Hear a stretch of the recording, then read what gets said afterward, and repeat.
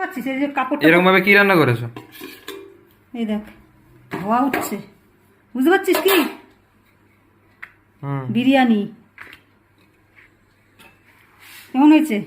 ভালো।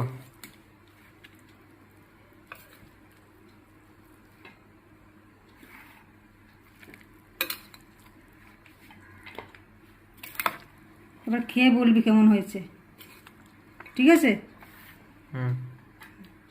কি রে কেমন হয়েছে? খুব টেস্টি হয়েছে। খা। আর এইটা আমার থালা, দেখি কেমন হয়েছে খেয়ে। ছেলে তো বললো খুব সুন্দর হয়েছে।